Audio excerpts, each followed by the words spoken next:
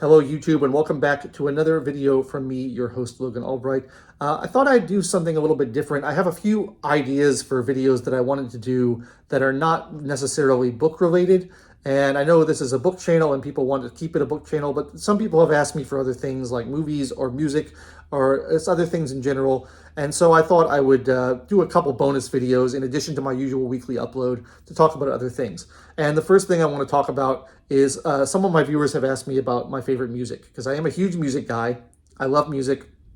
I have an album collection that is a couple thousand titles deep, and I'm always trying to expand it and learn more. So today I thought I would go over my 5 favorite albums of all time and just talk a little bit about each of those so you guys can get a sense of the type of music I'm into. I'm actually into lots of different styles of music, and this list is not going to encompass all of them. This is going to be a little bit more specific to just all-time greats, but there's a lot of like real weird micro subgenres I'm into, which I can get into in a future video if people like this.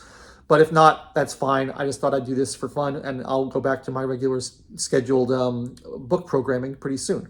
But let's get started with my 5 favorite albums of all time. Number 5 is Muswell Hillbillies by the Kinks. The Kinks are an amazing band. They were part of that British invasion wave in the early 60s, along with the Beatles and the Rolling Stones and the Who and all those guys.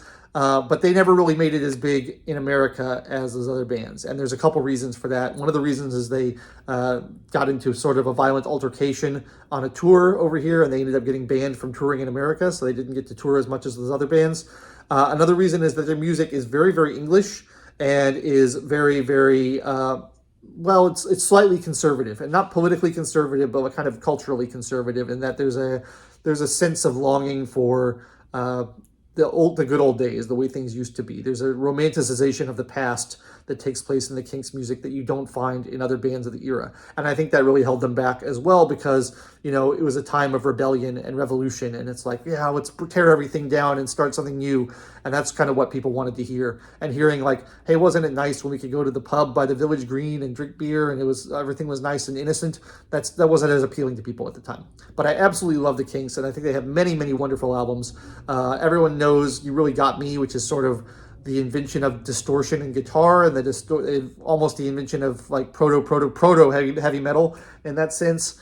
And most people know Lola, which is a big radio hit. They also had some hits in the 80s as a more stadium rock band, but I like their 70s stuff. My favorite album from theirs is a little bit of a strange choice perhaps for most people, but it's the 1971 Muswell Hillbillies.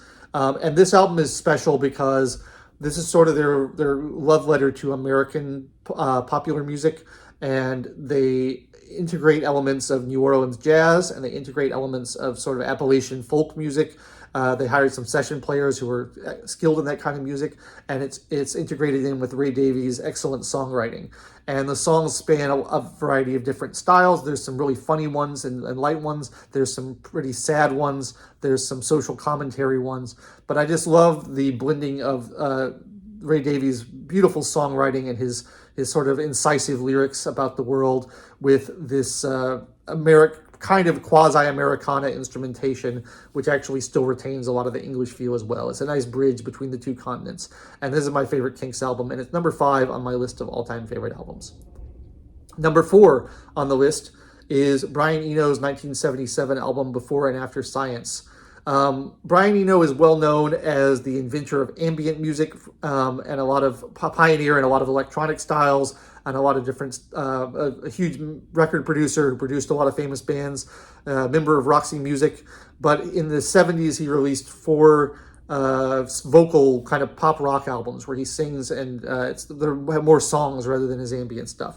And I would list all 4 of them as 5-star records. I love them all very, very deeply. My favorite of them is the last one that he released, which is Before and After Science, which is not anyone else's favorite one. Again, it's a little bit of an oddball choice, but I just think it's beautiful. It's got a lot of great session musicians on it, people like Fred Frith and Robert Fripp. And I think Phil Collins is on there playing drums at a certain point, and some members of the band Cluster, and some of krautrock influences. He is great at assembling these session musicians, and his process is very unique in that he doesn't just sit down and write songs. He does a lot of experimentation in the studio. He embraces chance as a method of composition. And the first half of the album is sort of more up-tempo rock pop songs, and the second half of the album bridges into that ambient style that he's become so well known for.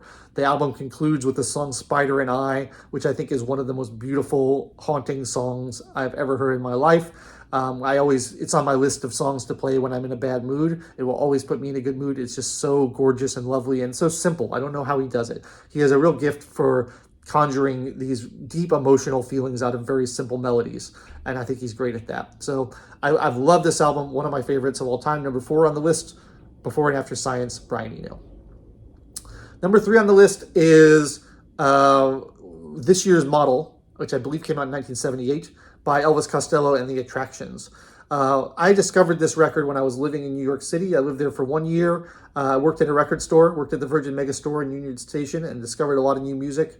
And I love early Elvis Costello. He's got such a great kind of new wave style and very biting kind of sarcastic lyrics, almost punk rock, but with a great songwriter flair to it. I think his songs are great. And his first album is great, but his second album, which is the one I'm talking about, This Year's Model, he got rid of his old band. His old band was called Clover, and they went on to become a Huey Lewis and the News. But he got rid of that band, and he hired a new band called The Attractions. And they were a three-piece. There was a drummer, a bass player, and a keyboardist. And they're so, so good at their instruments. They're just wonderful instrumentalists, great musicians. And I think they really added that punch to his music that it needed to make it a little more sharp, a little bit more biting compared to the slightly softer, more pub rock style of his first album. So I just love listening to them play. The bass player, his name is Bruce Thomas, I think. He's one of my favorite bass players. And the keyboard player, Steve Naive, is an incredible keyboard player. They're all great. The songs are really witty. The lyrics are great. The energy is super high. There's just like, there's a song on here called Lipstick Vogue, which is just like rapid fire, high energy, kinetic feeling. And I love that kind of stuff. Really gets you hyped up.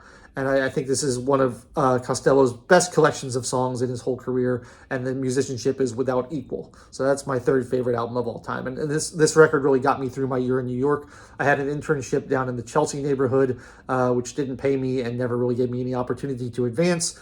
And that was frustrating because I was trying to make it as a composer at the time and obviously did not succeed. But there's a song on here called I Don't Want to Go to Chelsea that I would always put on my headphones when I was walking down there. I thought that was appropriate. Number 2 on my list of favorite albums of all time, 1979's double LP, London Calling by The Clash. Now, if I were unbiased, which I'm not, I would say that London Calling is the greatest rock album ever recorded. I'm putting it second on my list because I have a personal bias, which we will get to. But London Calling is astonishing. It's the third album by The Clash. The Clash started as a kind of standard British punk band. Their first album is a little bit similar to like the Sex Pistols' first album, rip-roaring British snarling punk. And I like that album, but they very quickly started to branch out and become more ambitious in their compositions and their performances. And they started incorporating influences from a lot of different styles. Their second album is great, Give Them Enough Rope. And then their third album is when they really, really went for the money and just went crazy. And there's like reggae influences, dance hall influences, just like all kinds of different styles of music, kind of old-fashioned 50s rock and roll style influences. There's great horn parts and horn sections. There's 19 songs that it just runs the gamut of all the different styles of music. It's such a burst of creativity and such a burst of just talent by these guys. I love all the songs on it. I think their songwriting was just in peak form right now. There's very few songs that are less than great on here. I mean, there's just great melodies, great hooks, great kind of political commentary, social commentary, lyrics. It's just an amazing record, and I'm amazed every time I listen to it that like 4 guys could have come up with this and put this out as their third ever album. It just seems like so unbelievable that they did that. The album that followed this was called Sandinista and is even more ambitious. It's a 3 LP set, and it is frankly too long and too excessive and has so many different ideas that it's sort of incoherent. I admire it for its ambition and for its creativity, but it's hard to sit through. This one's just the right balance. And I think, if I remember correctly, they kind of snuck it past their record company that this was going to be so long. I think they added the last song, Train in Vain, at the last minute. And they basically said, we're going to do this 2 LP thing. And the record company was like, well, it's expensive to press, but okay. And then they were like, oh, here's another song at the last minute. We'll put it on a bonus disc or something. And so it just, you would think like coming up with 10 great songs would be hard enough, but they're like, no, not only do we have 10 great songs, we have another 9. Let's just put them all out at the same time. I love that. So London Calling is absolutely incredible. If you haven't heard it, you should listen to it every day. Which brings us to my all-time favorite record. I discovered this record when I was 10 years old, going through my parents' collection of LPs.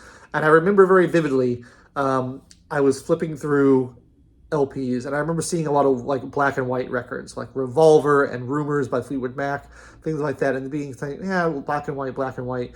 And then I saw this record, and the record is Bat Out of Hell by Meatloaf, released in 1977. These are all 70s records, you'll notice. I think it was our peak time for music. And they had this blood red cover, and they had this, muscle-bound barbarian on a motorcycle shooting out of hell, out of a graveyard, out of a grave, with a big bat looking on overhead with a gothic type saying Meatloaf, and I was like, what is that? What's that name, Meatloaf? That's a crazy name for a band. And I discovered that record, and I put it on my parents' turntable, and I listened to it, and I couldn't understand it because I was 10 years old, and I hadn't heard that much music, and the first song is 9 minutes long, and the first 2 minutes of it are instrumental. And I was like, how do you do this? This isn't how songs are written. I don't understand. I've never heard a song like this before. And I became obsessed with it. And it took me a while to get into some of the slower, more ballady songs on it, but I eventually just fell in love with the whole thing. And this was back in the period when, you had a physical album in your hand. It was an LP, and you would read the liner notes. And so I would obsessively read the liner notes, and I learned all the musicians on it, and I learned, all the lyrics and everything, all the production details from reading the liner notes. And one of the things I noticed was that it said songs by Jim Steinman. And I was like, who's that? And he's on the back cover as well.